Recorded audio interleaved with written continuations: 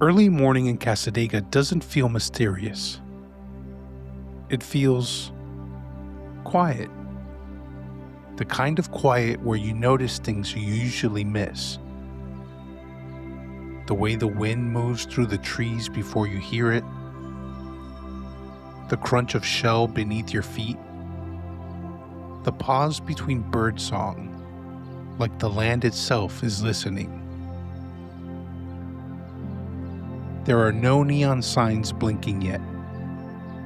No tourists wandering with questions already formed. No voices telling you what you're supposed to believe. Just stillness. And that matters. Because Cassadaga was never meant to be a haunted place. It was meant to be a listening place. Cassadaga exists because of an idea. One that shook the foundations of religion, science, and grief itself. An idea that said the dead were not gone, that love didn't stop at burial, that death was not a wall, but a veil. And that veil, thin, permeable, shifting, could be crossed. Not by special people, not by prophets or saints, but by ordinary men and women willing to sit quietly and listen.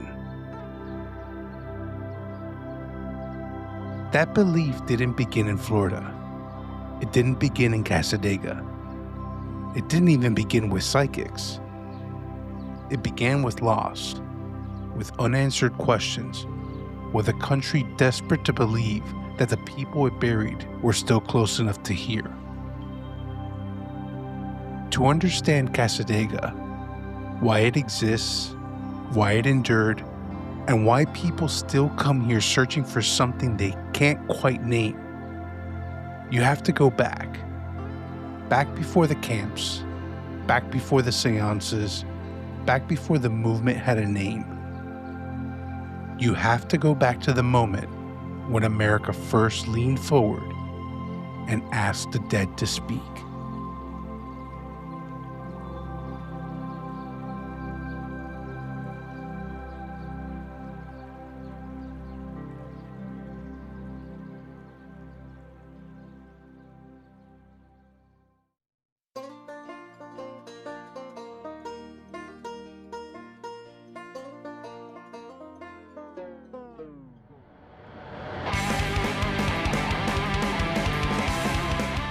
Welcome back to Greetings from Floweirda. My name is Joe Torino, and for the next few episodes, we're slowing down.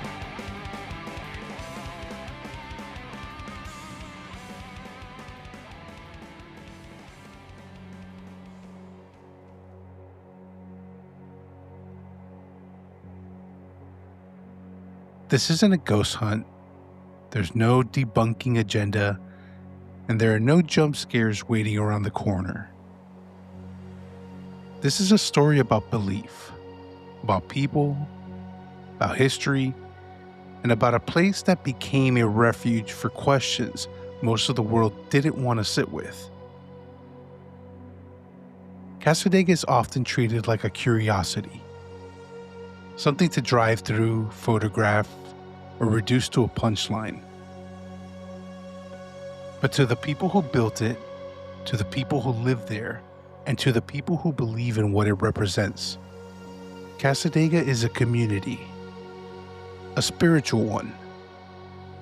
And like most spiritual communities, it didn't appear out of nowhere.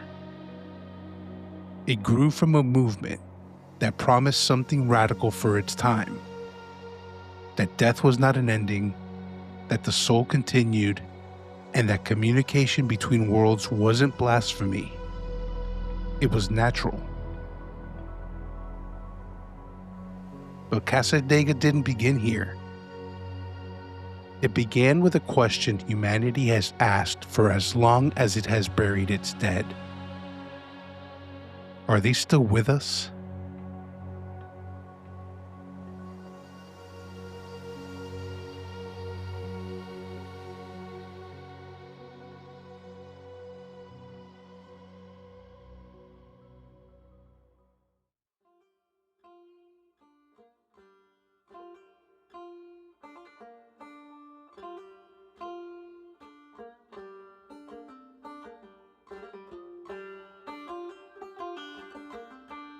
Long before the word spiritualism existed, people believed in spirits.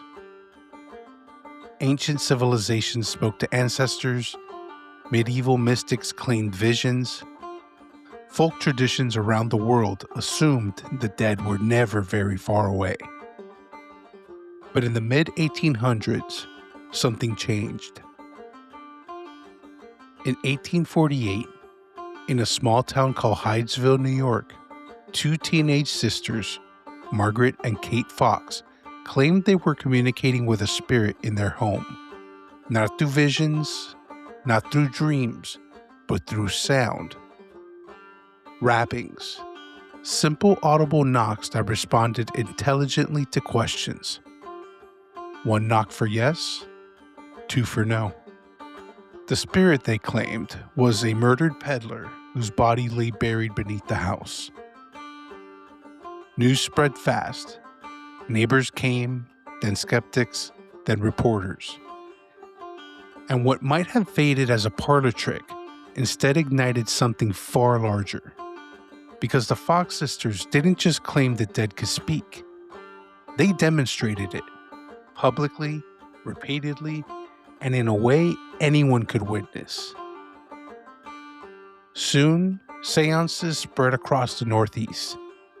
Mediums emerged, lecture halls filled, newspapers covered demonstrations.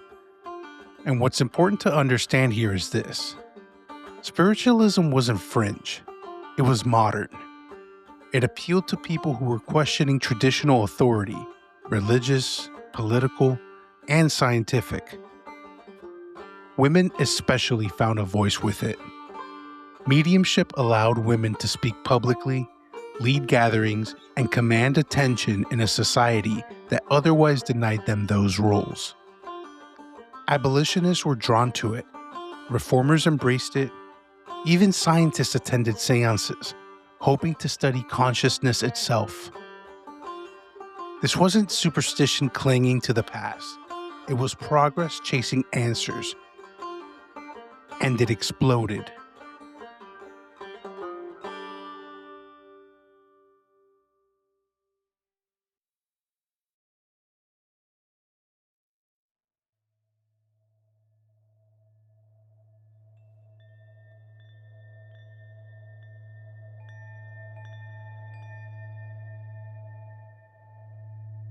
Before we go any further, it helps to be clear about what spiritualism actually was. Spiritualism was a social religious movement that became wildly popular in the 19th and early 20th centuries, built on one central idea, that an individual's awareness continues after death, and that the living may be able to contact it. And in this worldview, the afterlife, what many spiritualists called the spirit world, wasn't a static place. Spirits were believed to continue evolving, learning, progressing, which led to a second idea. If spirits can grow beyond us, then maybe they can also guide us, offering insight on mortality, ethics, and even the nature of God. Many believers spoke of spirit guides, specific spirits they trusted for direction. Despite how it's portrayed today, spiritualism was not about fortune-telling. It wasn't about predicting stock markets or love lives. At its core, spiritualism held a few simple and radical beliefs. First, the soul survives physical death, not as a punishment or reward, not as a final judgment, but as a continuation. Second, that spirits continue to evolve, morally, intellectually, spiritually, just as the living do. Third, that communication between the living and the dead is possible, not guaranteed, not constant, but possible. And perhaps most important, that there is no eternal damnation. Spiritualism rejected the idea of hell as a permanent condition. Instead, it taught personal responsibility, that growth and accountability continued after death. This belief system offered comfort in a brutal world, a world of disease, child mortality, and war. Spiritualism didn't promise miracles. It promised continuity. And for many, that was enough.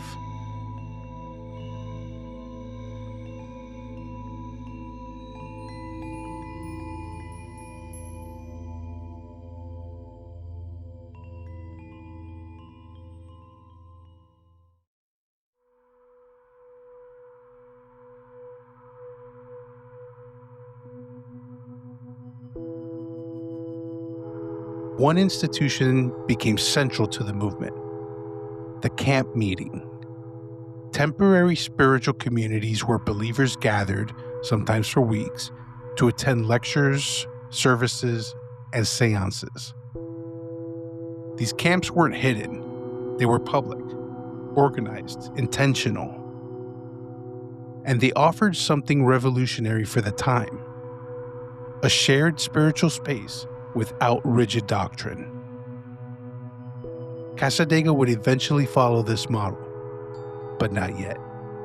Because spiritualism didn't spread just because people were curious. It spread because America was about to experience loss on a scale it had never known. And no belief system, no church, no science, no philosophy had prepared people for what was coming. Within a decade, this country would be torn in two. Brothers against brothers, fathers gone, sons never coming home. And suddenly, the question spiritualism had been asking quietly for years became the only question that mattered. Are they still here? And if they are, can they hear us?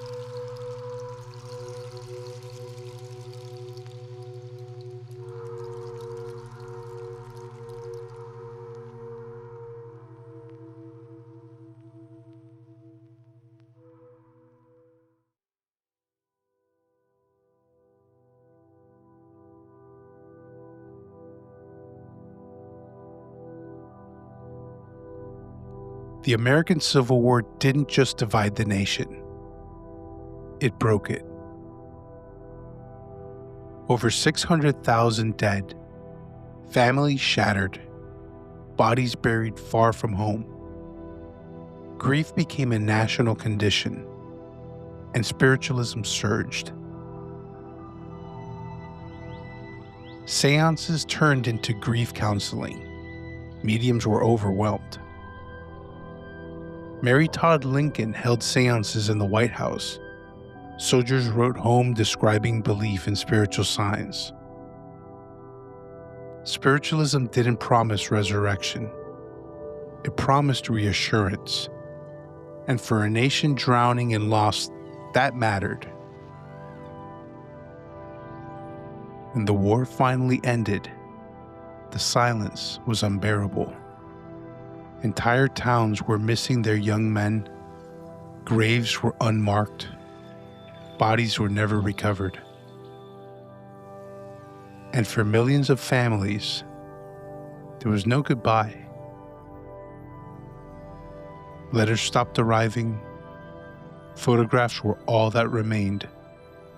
And faith, traditional faith, struggled to answer the simplest question of all. Where did they go? Spiritualism didn't promise resurrection. It didn't claim to erase grief. It offered something quieter, a chance to listen. So people gathered in parlors, in churches, in candlelit rooms after dinner, not to summon ghosts, but to feel less alone.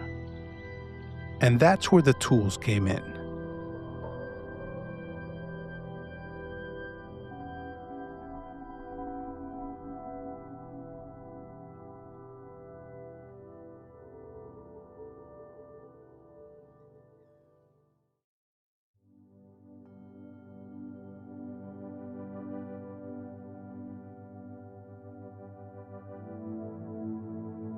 By the late 1800s, spiritualism had moved beyond theory. If spirits could communicate, then people wanted to know how. Not metaphorically, not symbolically, physically. So spiritualists began developing and standardizing tools. Not relics, not magical objects, but instruments meant to bridge two worlds. And while some of these tools would later become controversial, mocked, or abused by frauds, their original purposes were sincere: to give form to the unseen. The most familiar of these gatherings was the séance, but séances were not dramatic affairs by design. They were quiet, structured, intentional. A group would gather, often in a circle, hands resting lightly on a table or on their laps. The room would be dimmed, not to deceive, but to reduce distraction. Silence mattered, because listening mattered. One of the most iconic objects of spiritualism was the spirit trumpet, a hollow cone often made of tin, cardboard, or later aluminum, shaped like a megaphone. The belief was simple: spirits lacked physical vocal cords. They needed amplification. During dark séances, the trumpet would sometimes be placed in the center of a room or held lightly by the medium. Witnesses claimed that it would float, tilt, move through the air, emit whispers, names, or full sentences. To believers, the trumpet was not proof. It was accommodation, a way to help spirits speak. To skeptics, it later became a symbol of trickery, but at that time, no one was laughing. These were rooms full of grieving parents, widows, and people desperate to hear one familiar voice again. Another common tool was the spirit slate. Small chalkboards, sometimes hinged together, used for written communication. A question would be written, the slates would be closed or placed under the table, and moments later, when reopened, an answer appeared. Sometimes a word, sometimes a sentence, sometimes handwriting that looked nothing like the medium's. This was known as slate writing. And while fraud absolutely occurred, sleight of hand, hidden chalk, clever substitutions, the reason slate writing caught on so quickly was practical. Not everyone trusted voices. Not everyone trusted trance. But writing felt permanent. It could be reread, shown to others, preserved. For many, this made communication feel less emotional and more real. Then there were spirit cabinets. These were small enclosed spaces, often little more than a curtain corner or a wooden box, where a medium would sit alone during a séance. The cabinet was meant to hide the medium. It was meant to isolate them. Inside the cabinet, mediums claimed to enter deep trance states. From within, voices might emerge, bells might ring, objects might move or be passed out through the curtain. To believers, the cabinet served as a liminal space, a threshold between worlds. To critics, it later became one of the most abused tools. But historically, cabinets weren't introduced for spectacle. They were introduced because mediums reported something important: that physical manifestations were exhausting, that isolation helped, that the boundary needed structure. Not all tools were external, some were internal. Automatic writing involved a medium holding a pen loosely and allowing their hand to move without conscious control. The result was often flowing script, symbols, or messages that the medium claimed not to consciously compose.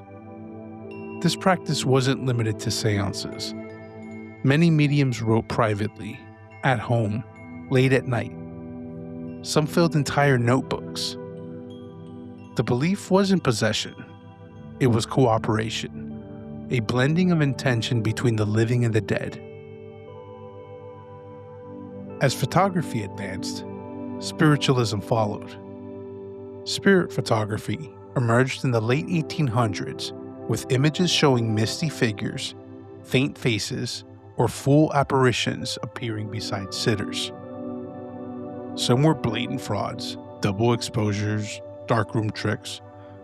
Others were harder to explain. Even skeptics admitted that not all could be easily dismissed.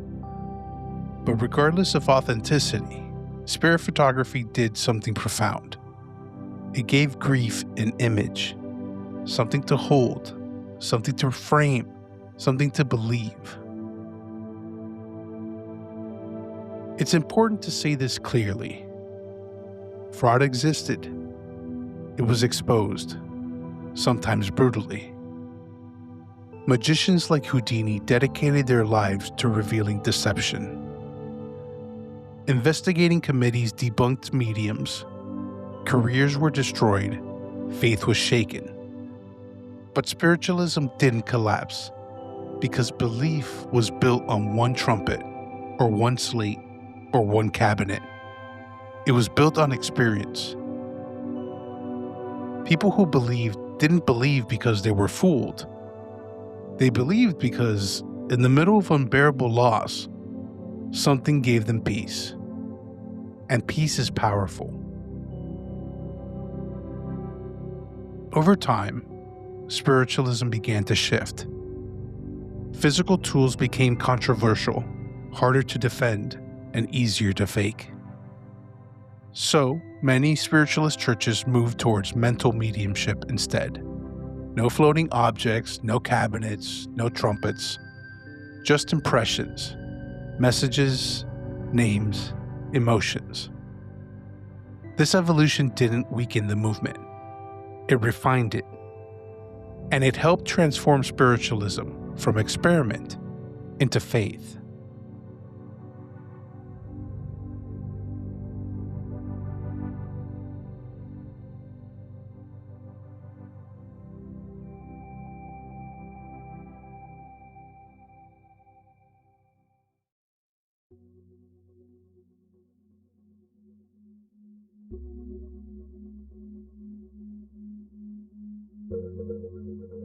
As spiritualism spread, something unexpected happened.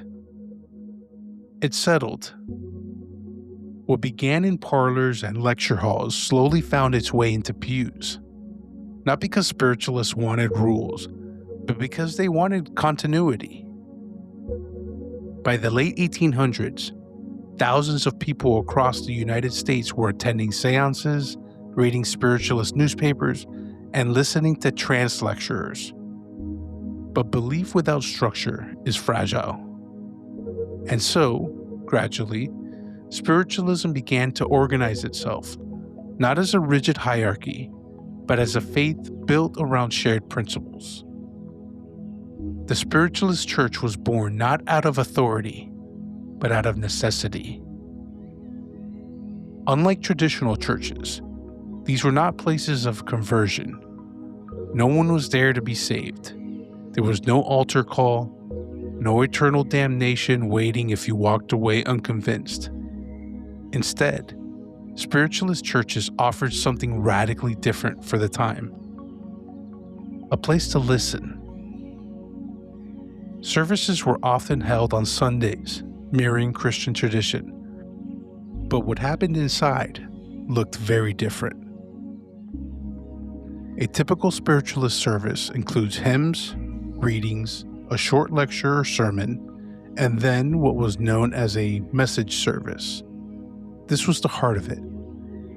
During a message service, a medium would stand before the congregation, sometimes seated, sometimes in a light trance, and deliver messages believed to come from the spirit world. These weren't vague proclamations. They were specific. A name, a memory, personality trait, a phrase only one person might recognize. The goal wasn't spectacle, it was reassurance. Spiritualists believed that the spirit world was close, not distant, not judgmental, and that spirits continued to care deeply about the lives they had left behind. Messages were meant to comfort the grieving, guide the uncertain, and remind the living that death was not an ending. Importantly, these messages were never considered infallible. Spiritualism emphasized personal responsibility. If a message didn't resonate, it was your right, even your duty, to question it. Blind faith was discouraged. Experience mattered more than doctrine. That alone set spiritualism apart from most organized religions of the era. Rituals, too, were intentionally simple. There were no sacraments, no baptisms required, no confessions. Instead, there was meditation, silence, reflection. Séances still occurred, but often privately, outside formal services. In churches, mediumship was approached with restraint. The emphasis shifted away from physical phenomena and toward mental mediumship. Impressions, emotions, and intuitive communication rather than moving objects or materialized forms. This was partly philosophical and partly practical. By the late 19th century, spiritualism had been battered by public scandals. Fraudulent mediums had been exposed, magicians and skeptics had revealed tricks, newspapers delighted in sensational debunkings. But rather than collapse, the movement adapted. Spiritualist leaders recognized that if the faith was to survive, it needed to distance itself from theatrical deception. Churches began training mediums. Ethical guidelines were established. Education replaced exhibition. Mediumship became a discipline, not a performance. This shift gave rise to formal organizations, including the National Spiritualist Association of Churches in the United States and the Spiritualist National Union in the United Kingdom. While beliefs varied, most agreed on a core idea: that spiritualism was not a rejection of science or religion, but a bridge between them. Many spiritualists believed that spirit communication could one day be understood scientifically. They welcomed investigation. They invited researchers. They published findings, even when those findings were inconclusive. Faith, for them, was not weakened by questions. It was strengthened by them. And for many women, spiritualist churches offered something else entirely: leadership. In an era where women were barred from pulpits, politics, and professional life, spiritualism elevated them. Women served as ministers, mediums, lecturers, and organizers. Their voices carried authority, not because they claimed it, but because belief allowed it. Spiritualism quietly rewrote who was allowed to speak and be heard. Over time, spiritualists began to cluster near spiritualist camp meetings, seasonal gatherings that combined worship, education, and community living. These camps were often located in peaceful, natural settings near lakes, groves, or quiet countryside. Places chosen not for convenience, but for the atmosphere. Believers spoke of locations where communication felt easier, where intuition sharpened, where the boundary between worlds seemed less rigid. They called this thinning of separation the veil. And while spiritualists didn't believe the veil was torn or dangerous, they did believe it could be felt. That certain places invited stillness, listening, presence.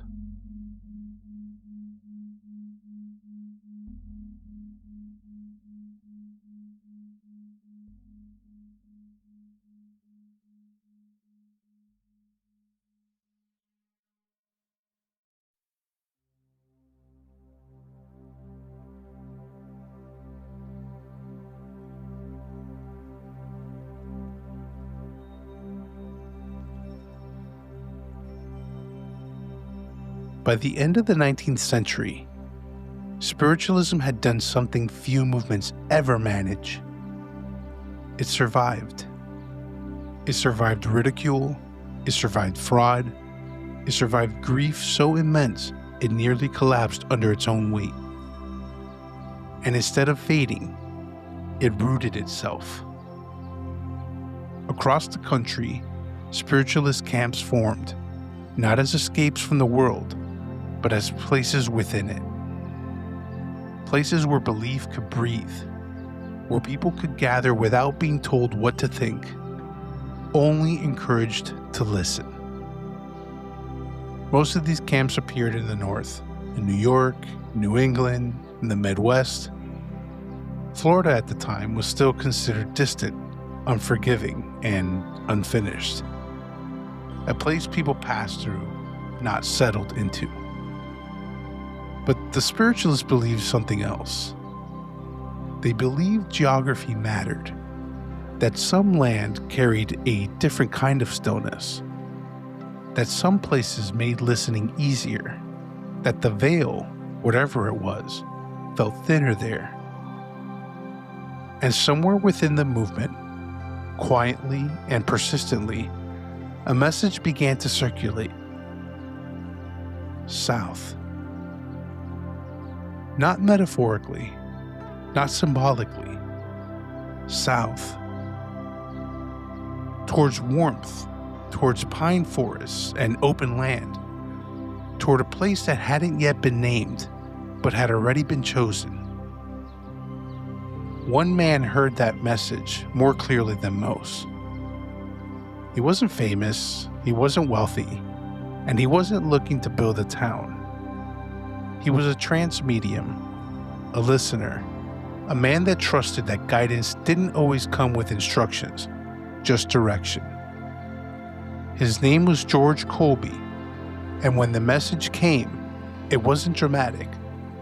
No thunder, no prophecy, no promise of legacy, just a simple instruction. Go.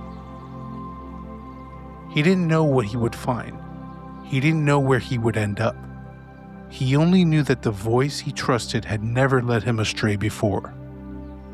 So he packed, he boarded a train, and he began moving south, toward Florida, and toward a place that would soon become one of the most unusual spiritual communities in American history.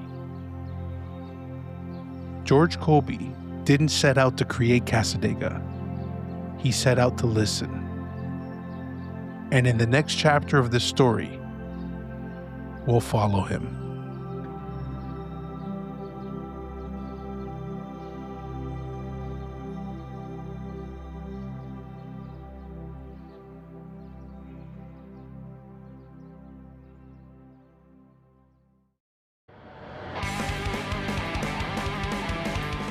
Greetings from Floweirda is written, researched, and narrated by me, Joe Torino. Sound design and production by yours truly, with original theme music by Modern Mimes. You can find more stories, photos, and episode extras at @FloweirdaPod on Instagram, and visit floweirda.pod.com for links to listen on any platform, plus the official merch store. And if you like what you hear, share the show, leave a review, or tell a friend who loves a little weird with their history. And as always, stay weird, Florida. We'll see you next time.